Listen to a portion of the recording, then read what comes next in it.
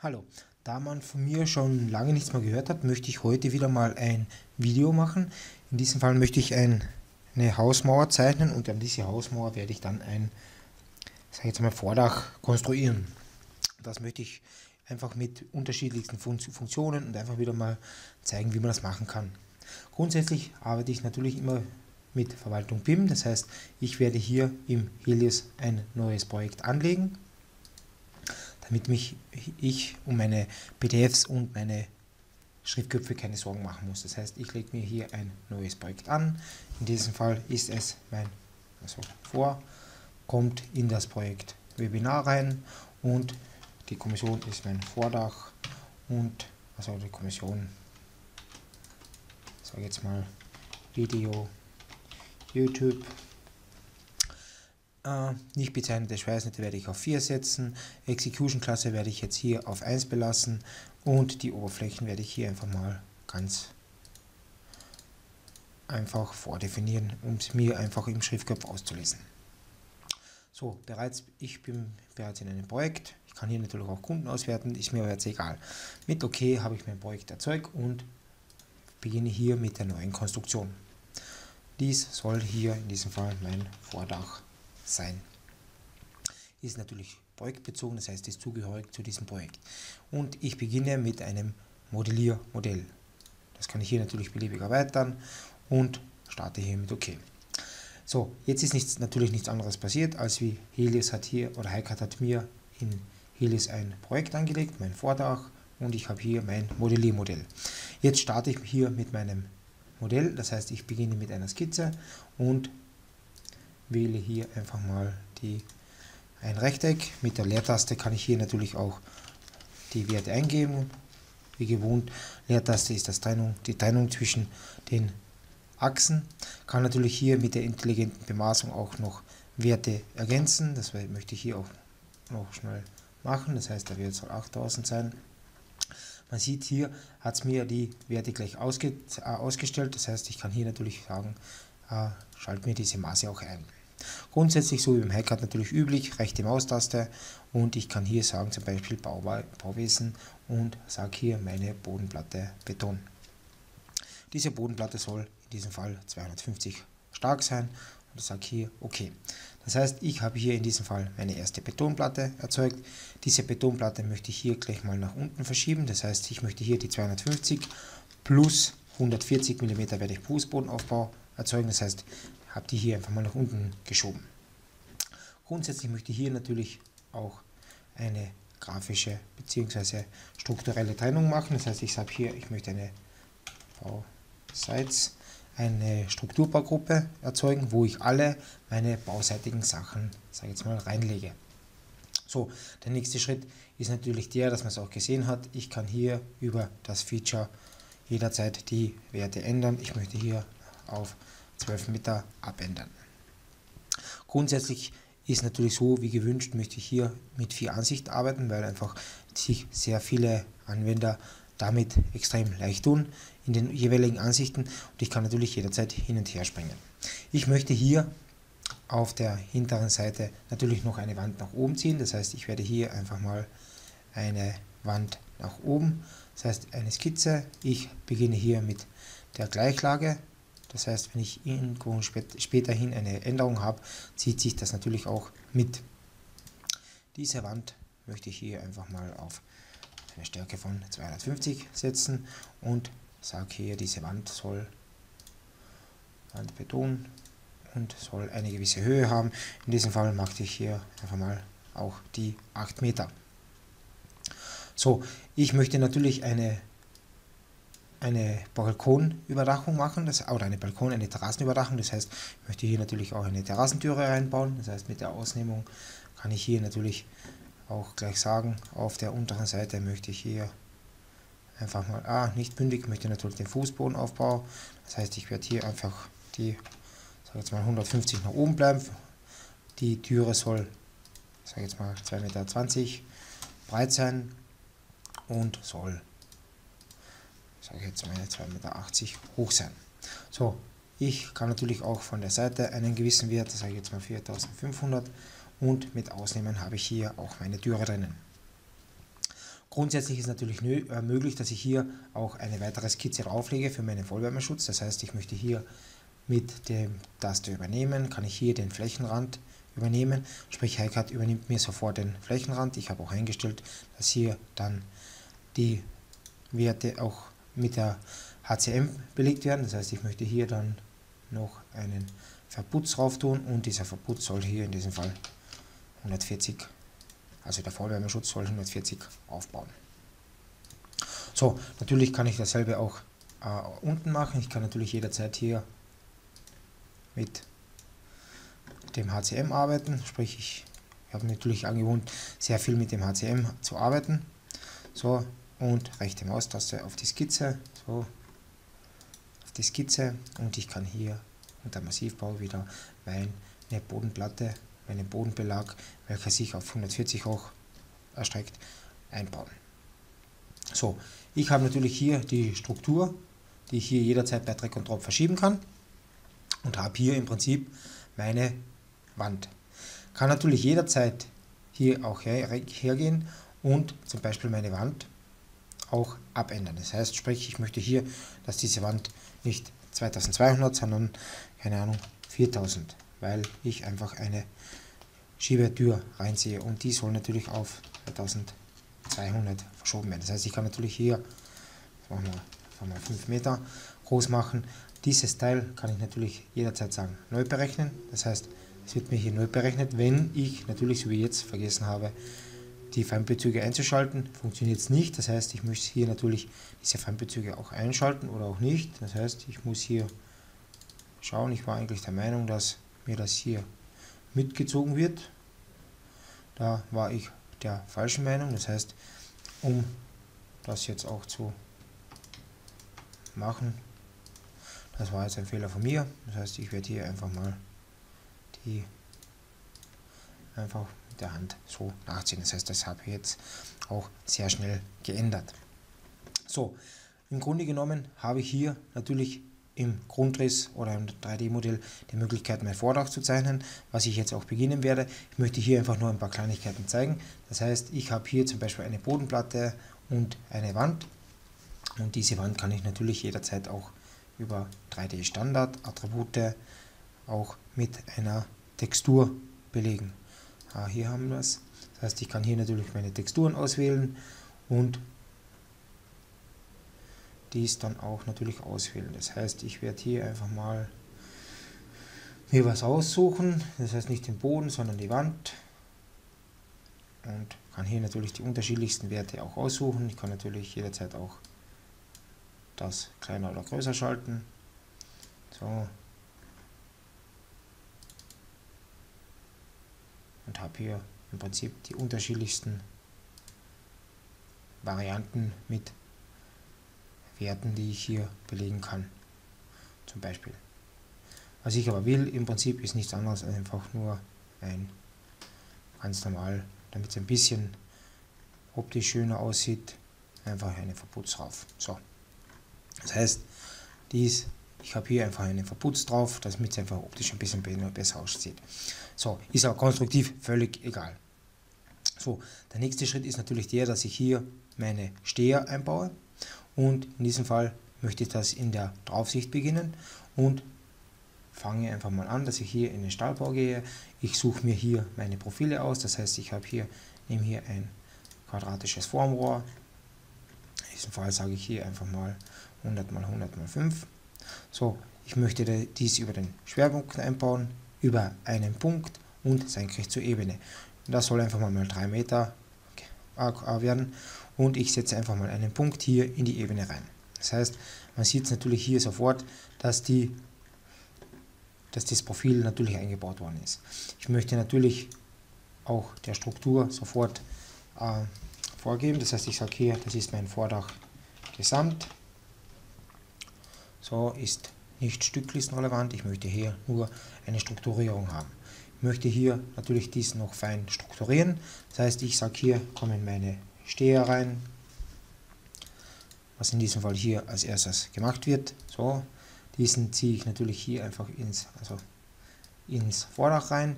Kann auch mit der rechten Maustaste per Drag und Drop hier auslassen. habe ich hier die Möglichkeit hier zu kopieren. Das heißt, ich kann hier natürlich auch sagen, okay, zum Beispiel meine Querträger zum Beispiel, oder natürlich brauche ich Fetten und natürlich das Glas soll auch nicht fehlen. Das heißt, ich möchte hier natürlich auch ein Glas haben. Das heißt, ich habe hier eigentlich relativ einfach eine Struktur aufgebaut, die ich hier mal ganz sicher brauchen werde. Ich werde hier einfach mal speichern. Das heißt, dann werden auch meine Is, diese Rufzeichen verschwinden. Hier, weil ich noch nicht positioniert habe, kommt natürlich die Meldung, das ist auch richtig so. Und ich ziehe zum Beispiel dieses Formrohr hier rein. So, für mich ist natürlich immer wichtig, ich muss ja natürlich gewisse Werte einhalten. Das heißt, ich gehe auf das Teil, habe die einfachste Möglichkeit hier ein Teil zu verschieben. Diese Außenkante auf die Betonkante oder auf die Verputzkante soll in diesem Fall, sage ich jetzt mal 5085 habe ich jetzt und ich möchte aber 4500 haben. Oder machen wir 4000 haben. Das heißt, ich schreibe einfach nur minus den Wert rein und habe hier automatisch meinen Wert drinnen. Grundsätzlich ist es so, wenn ich hier natürlich mit dem Hauptmaßstab auch diesen ein bisschen größer setze, dann sehe ich, wenn ich irgendwelche Bemaßungen hier im 3D als Kontrolle nehmen will, dies wesentlich einfacher. Das heißt, wenn ich hier einfach mal so ein Kontrollermaß reinsetze, sehe ich hier 4000 habe ich hier, oder 4000 ist mein absolutes Maß. Man sieht hier, dass ich noch einen Wert hier leider Gottes umgestellt habe. Das heißt, ich möchte hier natürlich diesen Abstand zu Fußpunkt, der soll unabhängig vom Maßstab immer auf 1 sein bei mir, weil mir das einfach persönlich sehr gut gefällt. Und diesen Wert speichere ich ab, dass er eigentlich durchgehend oder immer wieder vorhanden ist. Das heißt, wenn ich hier mein Maß nochmal setze, dann sieht das natürlich etwas optisch einfach ansprechender aus und ich kann das viel besser einordnen. So, dann der nächste Schritt ist natürlich, ich möchte hier von der Außenkante ein gewisses Maß haben. In diesem Fall würde ich einfach 500 einfach mal anbieten. Ich möchte hier im Prinzip nur 2 Steher haben, das heißt der zweite Steher, der soll im Prinzip auf 6 Meter weiterkommen. Das heißt, ich habe diesen Steher einfach mal kopiert und sehe sofort, wo dieses Vordach jetzt im Prinzip stehen würde. Grundsätzlich ist aber so, ich kann jederzeit mit der linken Maustaste gedrückt und einmal rechts die komplette Stehergruppe auswählen und auch sagen, ich möchte hier einfach mal das Ganze um 1,5 Meter nach rechts verschieben und kann die jederzeit so abändern.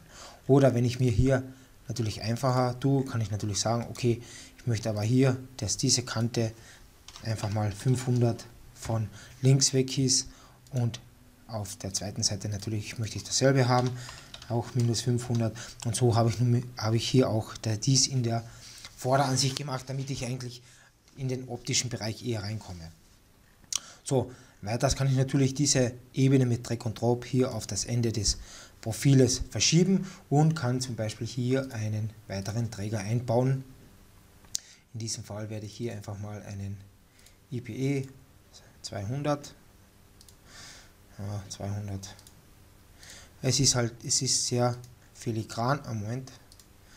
Natürlich über 2 Punkte einbauen. Das heißt, einfach mal hier nach hergezogen.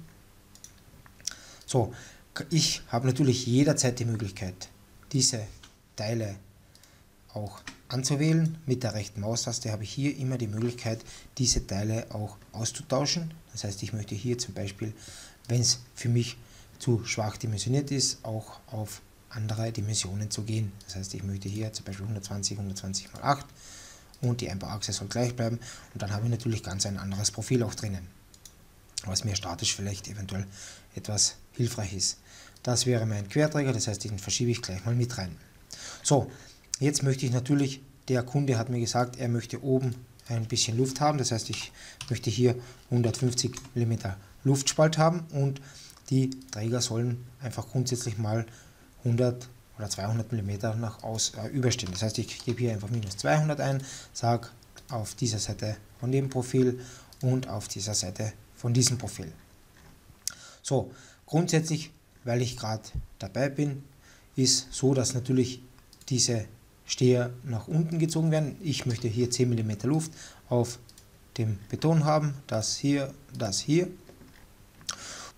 So, ich möchte jetzt auf der unteren Seite des Stehers meine Endplatte platzieren.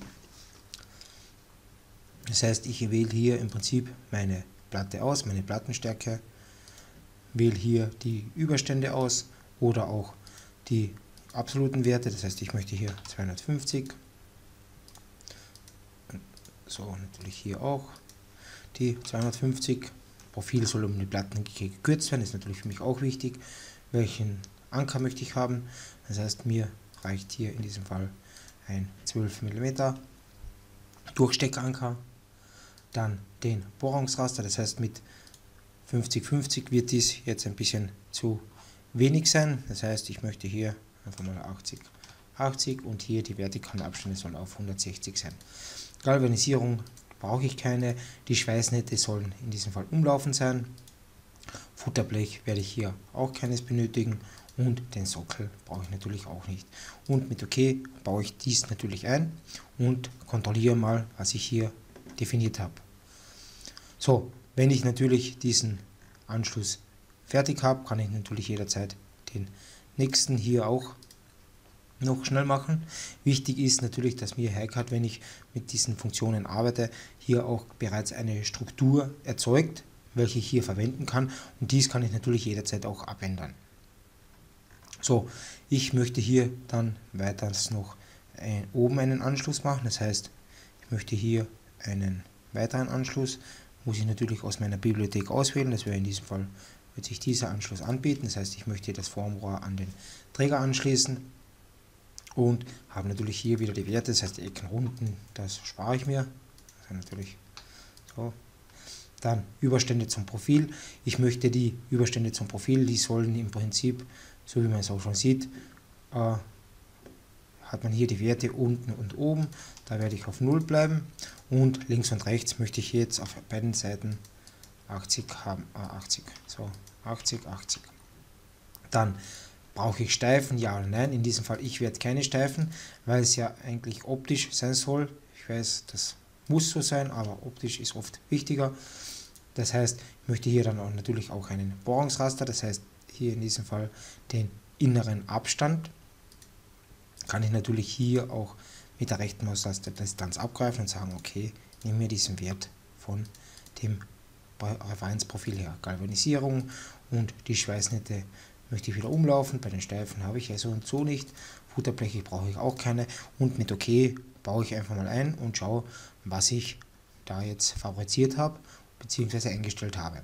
So, man sieht jetzt auch schon schön, dass ich da eigentlich einen, ich sage jetzt mal, Blödsinn eingebaut hätte oder habe. So, das kann ich natürlich jederzeit mit dem Doppelklick auch abändern. Das heißt, ich habe hier beim Bohrungsraster in der horizontalen, muss ich hier natürlich die 56 und hier muss ich natürlich, falsche Wert bei mir, machen wir 180, 47, sagen wir 200 weg sein. Ich kann natürlich hier jederzeit auch eine Vorschau mir erzeugen lassen und sehe sofort, okay, was habe ich hier eingebaut. Man sieht hier natürlich diese Verschraubung, die ich hier definiert habe, ist hier 14, das heißt, die sind natürlich hier im 12 und zusätzlich sieht man auch aus der Bibliothek, ich möchte 14 haben. Und welche Schrauben, welche Beilagen, das kann ich hier natürlich alles jederzeit einstellen. Ich möchte natürlich noch umdrehen und mit der Vorschau wird dies sofort aktualisiert und umgestellt. Und man sieht hier sofort auch die geänderten Werte. Kann natürlich hier, weil ich es gerade sehe, auch die Beilagen auch abändern und auch andere Normen definieren. Das heißt, ich kann natürlich hier auch andere Normen auswählen, die ich hier haben will, in den verschiedensten Abmessungen, Werten und alles mögliche. So, mit OK lasse ich diesen Anschluss noch das letzte Mal aktualisieren und habe somit eigentlich meinen letzten Anschluss. So, jetzt gibt es natürlich zwei Möglichkeiten. Also ich möchte hier diesen Anschluss noch auf die zweite Seite kopieren. Das heißt, ich möchte hier dies natürlich auch noch haben.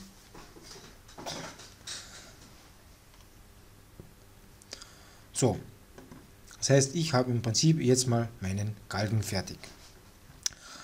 Der nächste Schritt ist für mich, ich könnte natürlich, so wie vorher gezeigt, hätte ich hier gleich eine Steife einbauen können. Ich habe natürlich jederzeit die Möglichkeit hier zu sagen, ich möchte manuell eine Steife einbauen auf diesen Träger und ich möchte hier an der Mitte zum Beispiel über einen Bezugspunkt, dieser Bezugspunkt soll dieser sein, möchte ich hier eine gefasste, also mit 14 mm ist vielleicht etwas blöd, ich sage im Prinzip 10, Entschuldigung, eine Vollsteife und diese soll beidseitig kommen. Im Prinzip sollte ich eigentlich alles vordefiniert haben, das heißt, ich kann hier einfach nur mal sagen, die Vorschau, kann natürlich auch sagen, ich möchte außen gerundet oder auch innen gerundet, je nachdem was ich brauche, den Luftspalt kann ich alles definieren und mit OK baue ich das im Prinzip dann wieder ein und habe hier im Prinzip auch manuell eine Steife erzeugt. Dasselbe mache ich hier nochmal, das heißt, ich wähle einfach das Profil an, habe den letzten Befehl wiederholt einfach. Der Bezugspunkt ist natürlich diesmal dieser Punkt und mit OK habe ich hier auf beiden Seiten eine Steife definiert. Also muss ich natürlich mit OK noch bestätigen und habe hier die zweite Steife. So, grundsätzlich ist ja jetzt für SciCAD wichtig die sogenannten Verwendungsarten. Das heißt, ich habe hier Zusammenbauträger definiert, ich habe hier auch Zusammenbauträger, dies haben die Anschlüsse automatisch gemacht. Ich möchte hier noch diese Benutzertexte wegtun. Das heißt, hier arbeite ich bereits mit dem Service Pack 2, das heißt einfach für mich als Testfunktion oder Testsituation. Der nächste Schritt ist natürlich, in diesem Fall, ich bin natürlich nicht fertig, aber ich möchte einfach mal zeigen, wie auch dann in weiterer Hinsicht die Änderungen funktionieren würden. Möchte ich hier die Gleichteile heraussuchen und möchte hier im Prinzip speichern. Jetzt ist es so, dass mir in Helios, ich werde es einfach nur ganz kurz mal zeigen, alle Teile ins Helios übertragen worden sind, stücklistenmäßig, und diese könnte ich dann hier auch noch auswerten. Wenn ich abteilungsmäßig übergreifend arbeiten möchte, kann ich hier natürlich auch die komplette Struktur definieren und auch auswählen und auch strukturieren. Das ist auch ganz wichtig. Das heißt, wenn ich hier zum Beispiel Grunde genommen zum Beispiel diese Teile auch stücklistenrelevant setzen würde, ich werde hier einfach nur mal zum Zeigen das Vordach und die Steher und den Querträger, weil mehr haben wir im Prinzip ja jetzt noch nicht, oder machen wir gleich alle. So, eigentlich können wir gleich alle machen, ist ja im Prinzip egal, das ist jetzt zum Zeigen. Kann ich hier im Prinzip diese Teile alle stücklistenrelevant setzen. Ich werde diese Teile dann auch gleich mal positionieren und sage hier speichern. Kann natürlich hier mit Präfix, Suffix, alles mögliche arbeiten. Ich möchte hier einfach nur mal grundsätzlich zu zeigen, dass man hier dann auch selbst mit einer Struktur arbeiten kann. Das heißt, ich sehe hier meine Steher, was gehört zu meinen Stehern dazu, das heißt meine Baugruppen, was gehört zu den Baugruppen, was ist positioniert. Die Bleche haben keine DXF, haben keine Step, haben keine Zeichnung, sind aber positioniert, und das möchte ich jetzt im Prinzip ein bisschen so durchgehen. Das heißt, ich sage hier im Prinzip, ich möchte Zeichnungen haben. HiCAD zeichnet oder wählt mir alle Teile aus, die keine Zeichnung haben. Ich möchte einfach mal von allen die Zeichnung haben, und ich habe hier einfach eingestellt, ich möchte, dass jedes Einzelteil und jede Baugruppe auf einen Plan kommt, weil es dann eigentlich aus meiner Sicht einfach am schönsten aussieht und eigentlich die Übersichtlichkeit auch am besten gewährt ist. Bei mir sieht man hier auch, wenn man hier links unten sieht, dass ich auch eingestellt habe, dass bei mir die Maßstäbe immer angepasst werden sollen. Das heißt, dies dauert natürlich am längsten, hat aber im Normalfall den besten Effekt. Das heißt, bei den Baugruppen dauert es natürlich etwas länger. Ich könnte natürlich, wenn ich immer weiß, ich habe immer einen gewissen Maßstab, dann werde ich den natürlich einstellen, weil es ja dann wirklich viel schneller ist, was man hier auch sieht.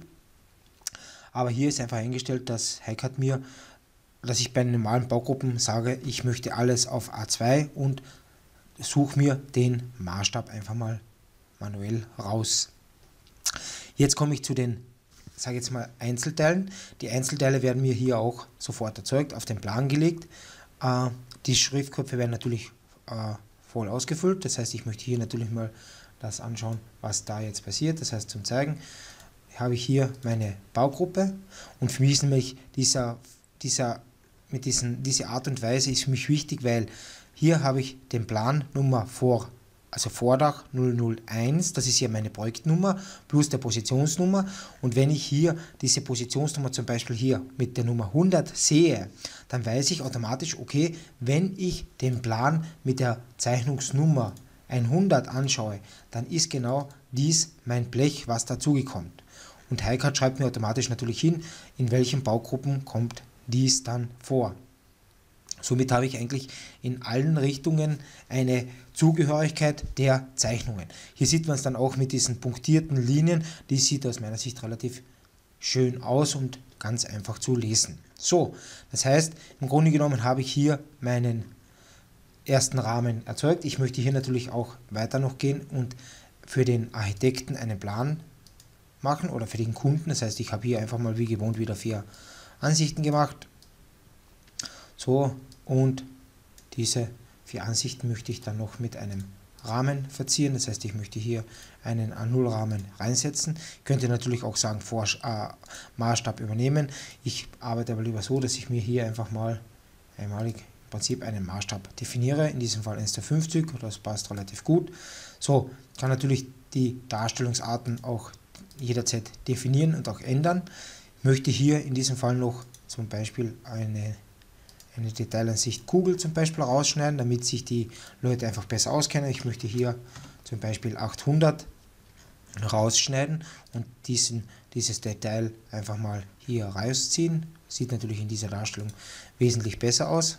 Den Maßstab werden wir hier noch etwas größer machen, weil das ja auch für den Kunden ein wichtiger Punkt ist. Das heißt, ich werde hier einfach das mal für die erste Besprechung im Prinzip zum Kunden mitnehmen. Wichtig ist natürlich auch das, wenn ich solche Sachen habe, kann ich natürlich jederzeit hier auch mit den Texturen arbeiten. Moment, ich werde natürlich das ganze Vordach, so, das heißt, ich werde das ganze Vordach hier zum Beispiel mit, so, nehmen wir das Verzinkte, so definieren. Das heißt, dann sieht es natürlich gleich mal viel ansprechender aus. Jedoch der Kunde sagt mir hier, dass er im Prinzip eigentlich hier eine Phase haben möchte. Das heißt, das möchte ich hier einfach im Prinzip ganz einfach mal rein und sage hier einfach mal so in 45 Grad wollte ich natürlich da haben. Das heißt, wenn ich das habe, sage ich im Prinzip nichts anderes wie da anstatt 30, 45. Ich sage ausnehmen, weil ich hier bei offener Skizze ausnehmen habe, sage, diese Seite soll wegkommen und habe hier im Prinzip das bei diesem Träger auch auf dieser Seite weggeschnitten. Wenn ich hier dann ins Blatt gehe und diese Ansicht aktualisiere, dann sehe ich natürlich dies auch sofort im 3D-Modell und den Kunden kann ich das relativ schnell einfach mal zeigen. So, der nächste Schritt wäre natürlich, ich möchte hier natürlich auch Fetten haben. Das heißt, da gibt es natürlich auch wieder viele Wege. Ich werde einfach mal mit einer Variante beginnen und sage hier in diesem Fall, ich möchte hier ein Formrohr haben. Nehmen wir hier ein rechteckiges Formrohr, 80, 90, 50, 5 zum Beispiel. So, möchte hier natürlich wiederum so auf dieser Ebene, muss ich natürlich achten, in welcher Ansicht bin ich. Das heißt, ich bin jetzt in der Voransicht, deswegen wird das jetzt nicht ganz funktionieren. Das heißt, ich will hier nochmal letzten Befehl wiederholen und sehe dann auch sofort, dass mein Achskreuz hier in diesem Fall umgesprungen ist. So, ich habe hier einfach mal mein Formrohr definiert. Könnt ihr natürlich jetzt auch schon sagen, okay, der Einbau ist unten Achse und wäre eigentlich im Prinzip hier schon mal auf dem richtigen Punkt. So, das heißt, ich würde hier da ganz einfach mal in dieser Ansicht weiterarbeiten und sagen, eigentlich möchte ich hier dieses Profil um diesen Punkt in -5 Grad verdrehen. Das heißt, ich habe hier auch schon meine Neigung und kann hier natürlich jederzeit weiterarbeiten und sagen, okay, hinten möchte ich 10 mm Luft und ich werde mich hier hinten dann, muss ich mir über was überlegen. Das heißt, ich ziehe es einfach mal temporär hier rein. Vorne möchte ich 500 mm gerade beim Formrohr drüber stehen zum Beispiel. Das heißt, nicht schräg abgeschnitten, sondern gerade. Ansonsten würde ich hier einfach an diesem Punkt gerade abschneiden. So, in der Draufsicht kann ich natürlich hier wieder sagen, wo möchte ich hier wo möchte ich hier mein Profil hinsetzen.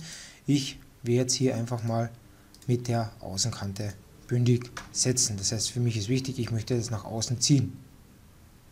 So, weiters kann ich hier natürlich sagen, wie möchte ich hier diese Befestigung machen. Das heißt, ich könnte ja hier in den Vollwärmeschutz einen Winkel reinsetzen, wo ich das reinbohre.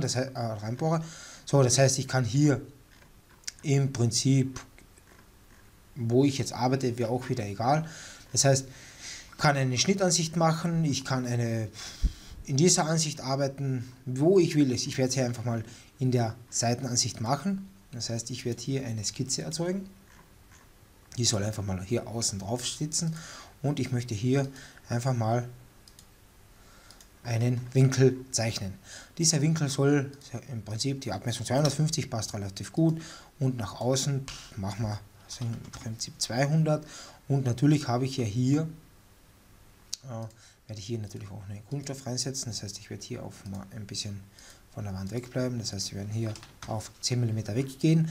Und wichtig ist eigentlich ja hier dieser Winkel. Das heißt, wir haben ja im Prinzip 5 Grad. Und hier kann ich dann eigentlich meinen Winkel raussetzen. Das heißt, ich sage hier im Prinzip rechte Maustaste, Blech entlang Skizze. Ich möchte hier natürlich etwas stärkeren Winkel nehmen. Das heißt, ich werde hier auch mal auf 8 mm gehen. 8 mm, die Länge soll im Prinzip, würde hier reichen mit, ich sage jetzt mal 150, beidseitig aufgebaut, Biegezonen, das heißt, das ist dann okay. Das heißt, ich habe hier in der Seitenansicht meinen Winkel erzeugt. Der ist natürlich hier an dieser Stelle. Ich kann den jederzeit jetzt dann noch verschieben. Das heißt, ich sage hier, dieser Mittelpunkt kann, oder Moment, ich werde hier noch eigentlich so, ich möchte diesen Mittelpunkt hier tangential hierher ziehen. Das heißt, dieses Auflager liegt jetzt automatisch schon an der richtigen Stelle. Ich kann natürlich hier jederzeit wieder eine Struktur, das heißt, ich mache hier eine Struktur, weil er sagt, das sind meine Konsolen,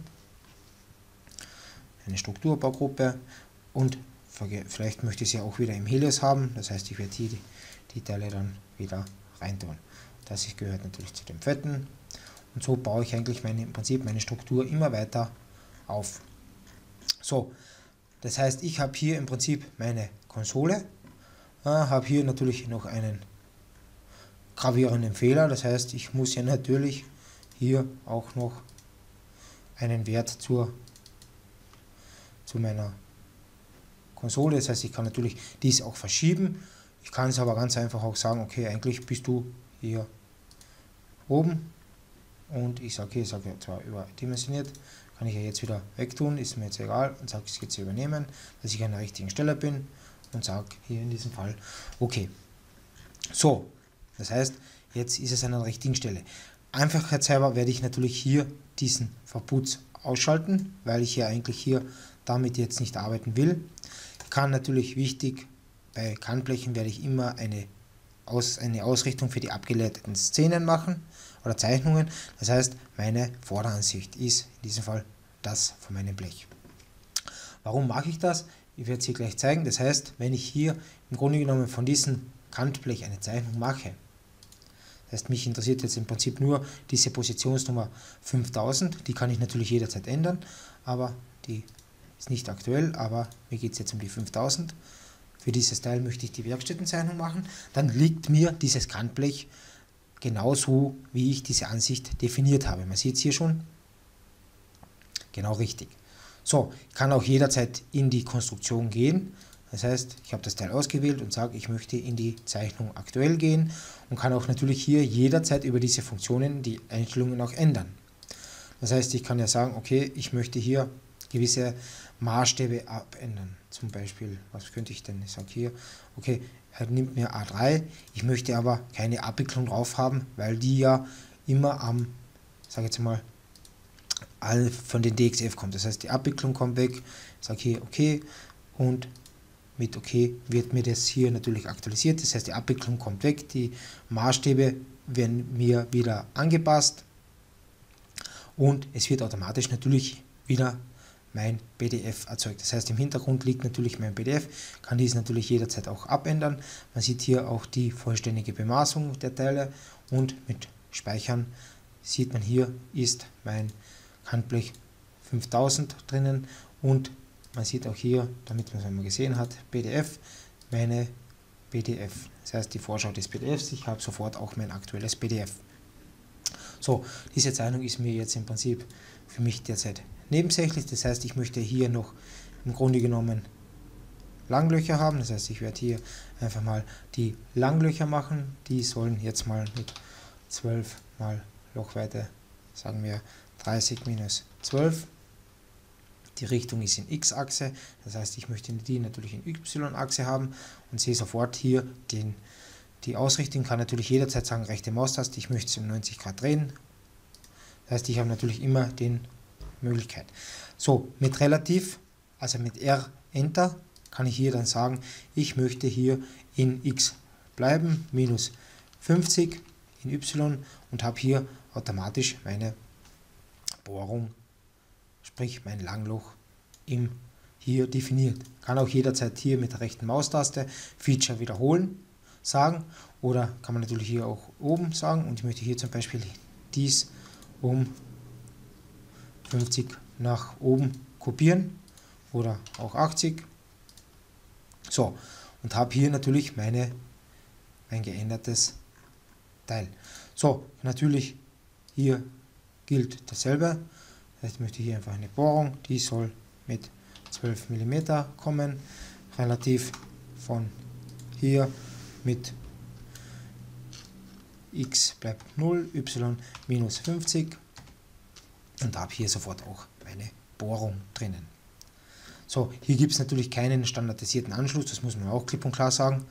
So, das heißt hier die Anbindung habe ich jetzt schon mal erfolgreich gemacht.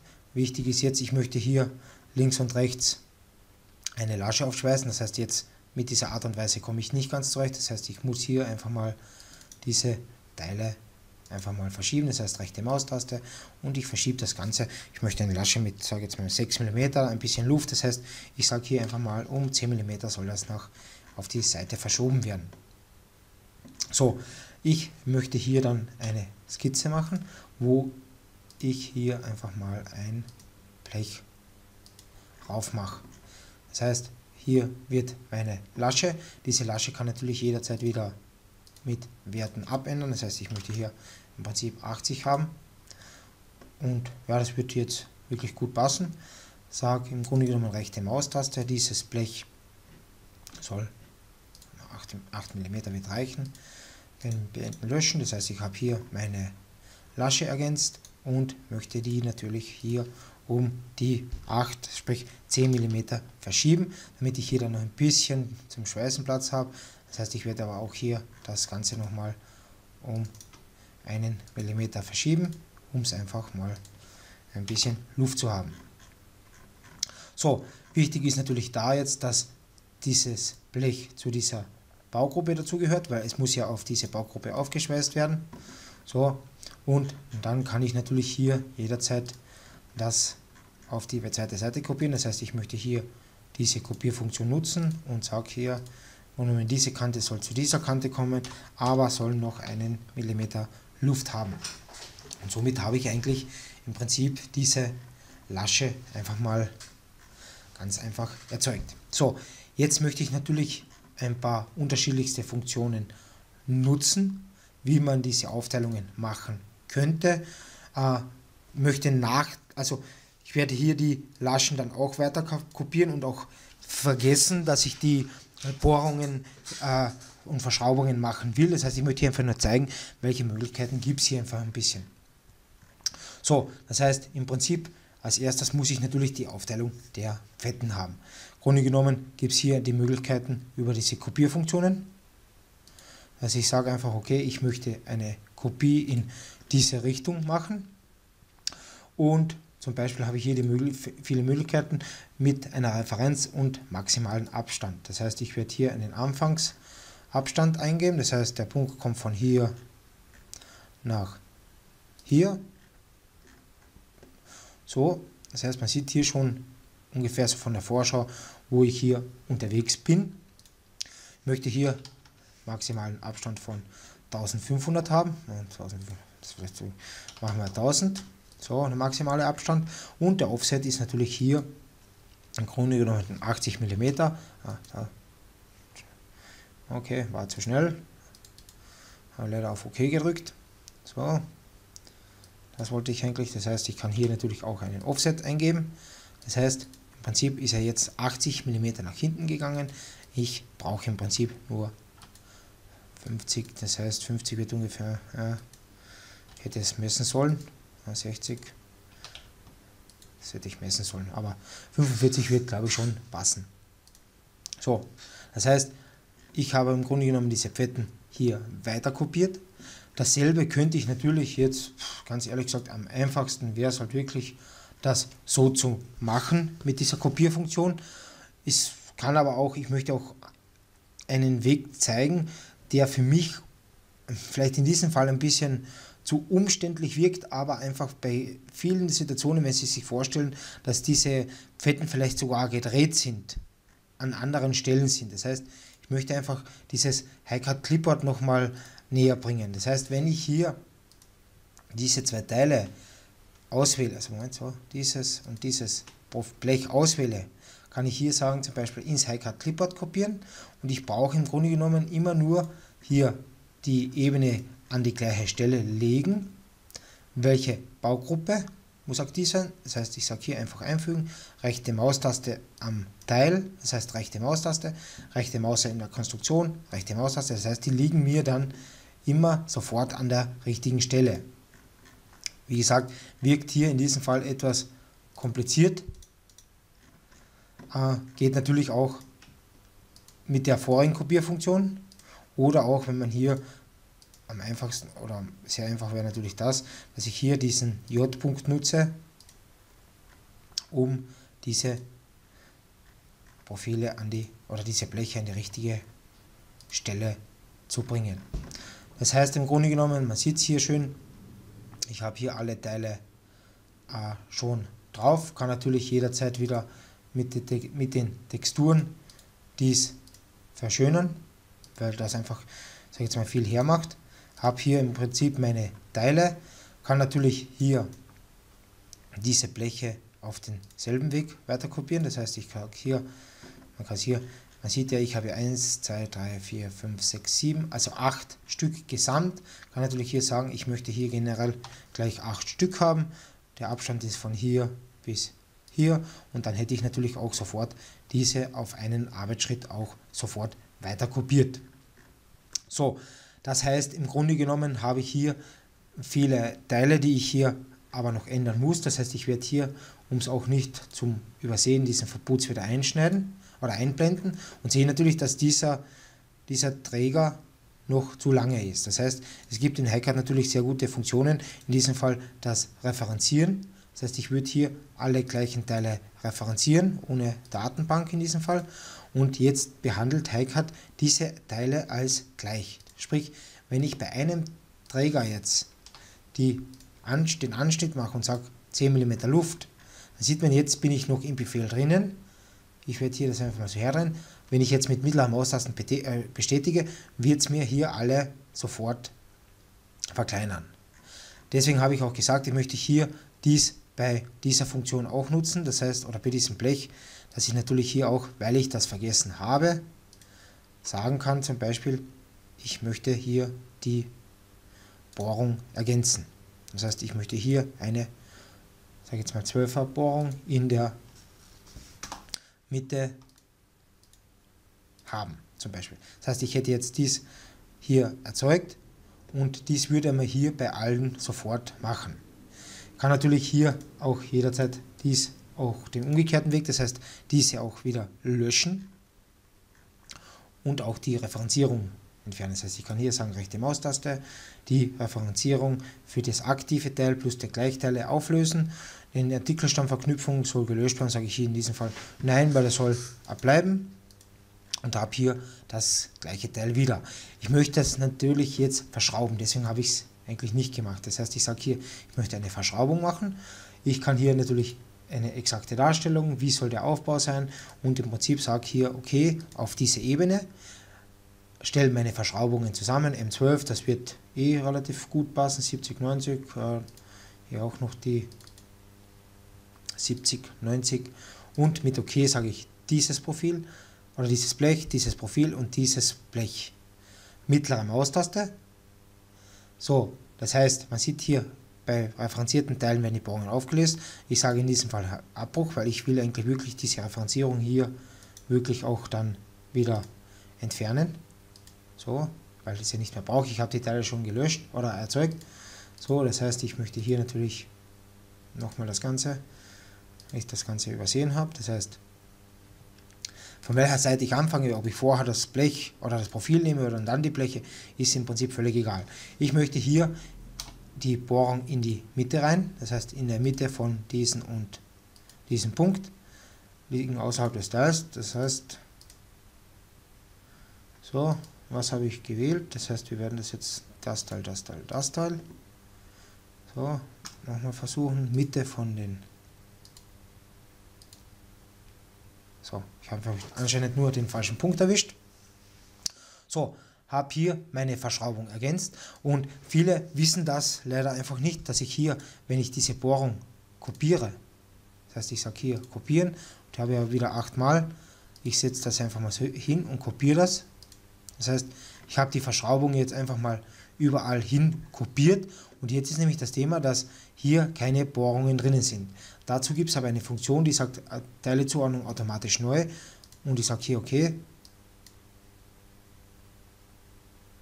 HiCAD rechnet mir hier durch und hat hier diese Verschraubungen natürlich überall reingemacht. Das heißt, im Grunde genommen habe ich hier meine Verschraubungen alle drinnen und kann hier dann weiterarbeiten. So, der nächste Schritt wäre natürlich hier die Teile raufzubauen. Das heißt, ich kann mir ja natürlich hier jederzeit im HiCAD eigene Profilgruppen definieren. Das heißt, ich habe hier einen sogenannten Katalog für Baureihen und habe hier natürlich auch die Möglichkeit, zum Beispiel mir solche Profilgruppen zu hinterlegen. Das, was ich hier im Prinzip auch jetzt mal auswählen werde, wo ich meinen Glasaufbau, sage jetzt mal mit 16 mm definiere und ich werde die einfach mal hier von Anfang bis zum Ende aufbauen. Das heißt, ich baue hier automatisch meine Gruppe ein, habe hier natürlich die, so wie die Definition ist, die Lage. Diese kann ich aber jederzeit auch wieder wie gewohnt abändern und habe hier meine Struktur. Das heißt, ich werde hier natürlich mein Baureihenprofil, welches jetzt auch zu den Fetten dazu ziehe. Dies kann ich natürlich wieder kopieren, so bis hier hin. Das heißt, ich habe dies auf allen Profilen reingesetzt und habe hier dann natürlich die Möglichkeit zu sagen, ich möchte hier in dieses Feld oder auch nicht, so rechte Maustaste in dieses und dieses Feld, Auswahl OK, ein Glas reinzubauen. Das heißt, ich möchte hier ein 16er Glas einbauen. Das heißt, ich habe hier auch sofort zum Beispiel ein 16er Glas. Ich habe eigentlich ein vordefiniertes genommen. Natürlich nimmt man hier was anderes. Ist für mich jetzt aber im Prinzip nebensächlich, weil ich eigentlich euch eigentlich nur zeigen will. Das heißt, ich setze hier dies in mein Glas rein. Kann auch jederzeit hier sagen, ich möchte hier, warum auch immer, weil es halt einfach dieses Glas halt jetzt mal ein bisschen anbieten würde, das natürlich weiter verlängern, dass ich ein Stufenglas habe und kann dies natürlich hier jederzeit weiter kopieren. Das heißt, ich sage hier, im Prinzip möchte ich eine Gläser haben. Das heißt, eines war natürlich zu viel. So, das heißt, ich habe im Grunde genommen mein Dach hier mal gezeigt oder gezeichnet, kann natürlich auch wichtigerweise oder richtigerweise hier dann auch Schnitte legen. Das heißt, ich möchte hier einen Schnitt haben, möchte in diesem Schnitt auch ein Regenblech oder ein Blech definieren. Das heißt, ich möchte hier einfach mal eine Skizze erzeugen, hier drauf, wo ich mein Blech zeichne. Ich sage hier im Prinzip, dies soll parallel sein, damit ich hier mich leichter zurechtfinde. Das soll auch parallel sein. Hier sage ich im Prinzip, das soll auf der Oberkante sein. Dann möchte ich hier einen gewissen Abstand haben von, sage ich jetzt mal 10 mm.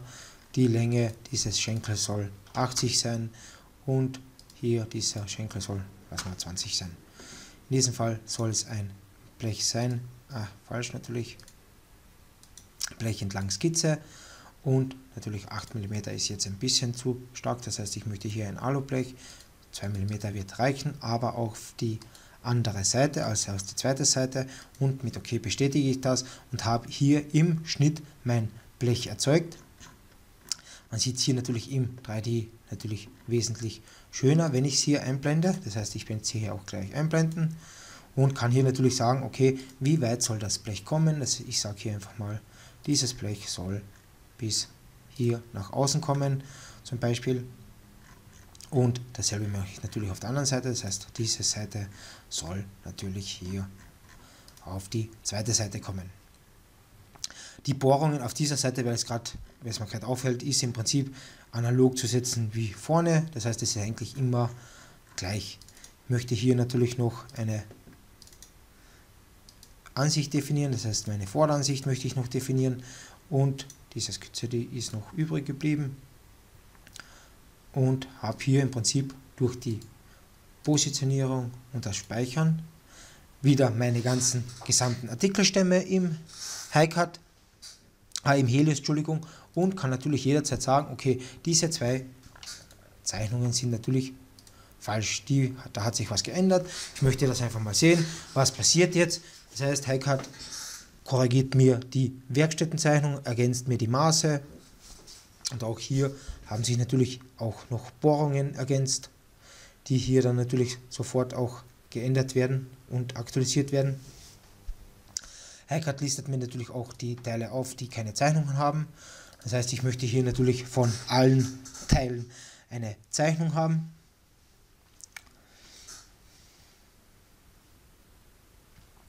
Diese werden mir hier sofort auf den Plan gelegt mit allen Bemaßungen und wichtig ist, natürlich wird mir dies hier auch sofort mit Helios komplett abgeglichen. Das heißt, hier sehe ich alle meine Pläne, sprich wenn ich hier drauf gehe, im Helios sehe ich die Zeichnung, den völlig ausgefüllten Schriftkopf, aber ganz wichtig ist aber auch, ich sehe auch hier meine 3D-Teile im Helios. Sprich, ich könnte hier im Helios bei komplizierten Baugruppen, was ich hier in diesem Fall halt zwar nicht habe, aber falls ich welche habe, kann ich hier natürlich da auch grafisch nachschauen. Dies ist vor allem von Vorteil, wenn man hier in der Werkstätte bei einer Maschine steht und diese Teile dann auch anschauen kann. Wichtig, eines möchte ich noch zum Schluss zeigen. Ich habe hier natürlich eine komplett abgeänderte und korrigierte Stückliste und Struktur, wo ich alle Teile auch sofort sehe. Das heißt, meine ganze Struktur, wo ich dann sehe, okay, dieses Teil mit der Positionsnummer 5000 hat jetzt folgende Verknüpfungen, sprich die DXF-Zeichnung ist aktuell. Das heißt, ich kann hier hergehen. Jetzt wird mir zum Beispiel in diesem Fall der AutoCAD Viewer oder der Viewer für das jeweilige Format einmalig geladen.